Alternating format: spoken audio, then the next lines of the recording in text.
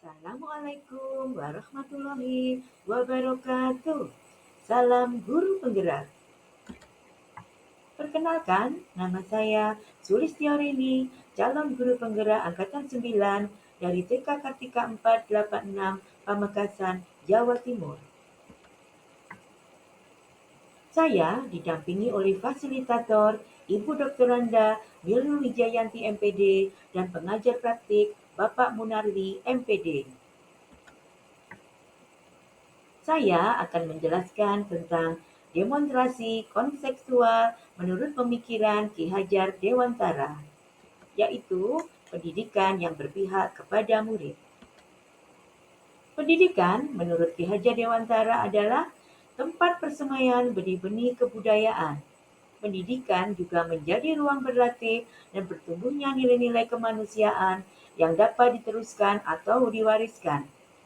Pendidikan menciptakan ruang bagi murid untuk bertumbuh secara utuh agar mampu memuliakan dirinya dan orang lain dan menjadi mandiri. Tujuan pendidikan adalah menuntun segala kodrat yang ada pada anak-anak agar mereka dapat mencapai keselamatan dan kebahagiaan yang setinggi-tingginya, baik sebagai manusia maupun sebagai anggota masyarakat. Oleh karena itu, guru atau pendidik harus bersikap berpihak kepada murid. Guru harus memahami karakter murid. Yang ketiga, guru harus bisa memahami kodrat keadaan, yaitu kodrat alam dan kodrat zaman. Yang keempat, guru harus mengetahui minat dan bakat murid. Yang kelima, guru harus mengetahui tujuan pembelajaran. Yang diharapkan, yang pertama, murid harus memiliki pengetahuan atau kecerdasan intelektual. Yang kedua, murid memiliki budi pekerti yang luhur. Yang ketiga, murid bisa mengembangkan kompetensinya. Dan yang terakhir, murid bisa mengembangkan keterampilan berpikirnya.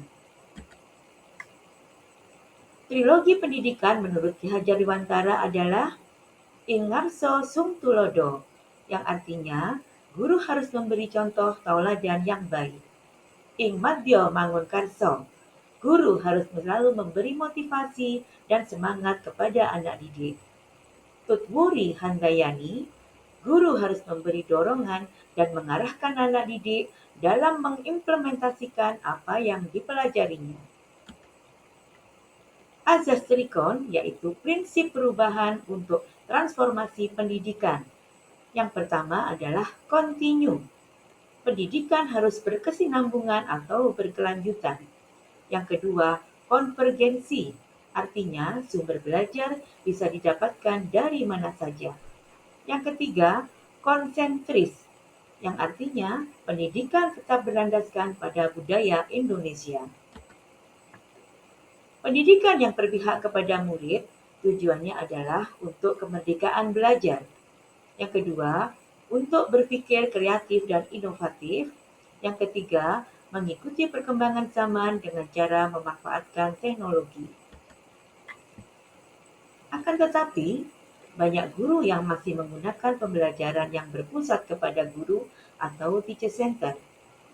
Padahal, pembelajaran tersebut sudah tidak relevan dengan perubahan zaman dan karakteristik murid. Dengan menggunakan metode tersebut, murid tidak memiliki kemerdekaan penuh untuk mengembangkan potensinya. Oleh karena itu, kegiatan harus dilaksanakan dengan kegiatan pembelajaran yang bervariasi, seperti menggunakan bahan atau media alam yang ada di lingkungan sekolah dan menggunakan lingkungan sekolah sebagai sumber belajar. Yang kedua, mengadakan program ekstrakurikuler seperti mengadakan drum band, mewarnai, belajar menari, dan lain sebagainya.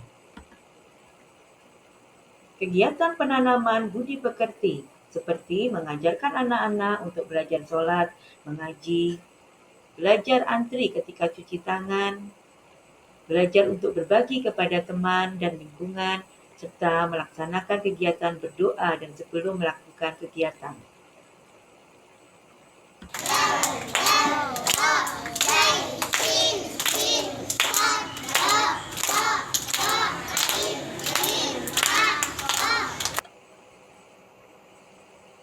Implementasi di sekolah atau di kelas adalah memberikan kebebasan dan berkreasi sesuai minat dan bakat anak.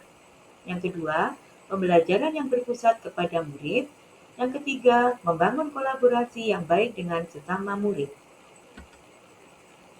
Pada pelaksanaan kegiatan di kelas, yang pertama adalah kegiatan pembiasaan seperti membaca doa sebelum dan sesudah kegiatan, antri cuci tangan, dan 5S, sapa, salam, senyum, sopan, dan santun.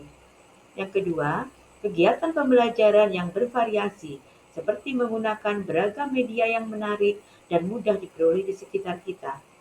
Yang ketiga, membangun budi pekerti yang luhur seperti mengajarkan sikap berbagi kepada teman dan lingkungan sekitar. Yang keempat, menciptakan lingkungan belajar yang kondusif dan aman bagi anak didik. Pembelajaran berpusat kepada murid masih ada tantangannya, yaitu masih rendahnya motivasi murid untuk mengikuti kegiatan pembelajaran. Tantangan bagi guru, rendahnya kemampuan guru dalam memahami pemikiran KHD tentang pendidikan yang berpusat kepada murid. Solusinya adalah melaksanakan kegiatan yang berpusat kepada murid dengan memberikan fasilitas seragam main yang bervariasi yang bisa mengembangkan minat dan bakat anak. Yang kedua, guru harus banyak belajar tentang bagaimana pemikiran KHD membuat pembelajaran yang berpusat pada anak didik agar tujuan pembelajaran yang diinginkan dapat tercapai. Akhirnya, jadilah guru yang menuntun, memberi teladan yang baik, serta berpihak kepada murid agar tercapainya keselamatan dan kebahagiaan anak didik kita. Terima kasih. Salam dan bahagia, Bapak Ibu guru hebat. Wassalamualaikum warahmatullahi wabarakatuh.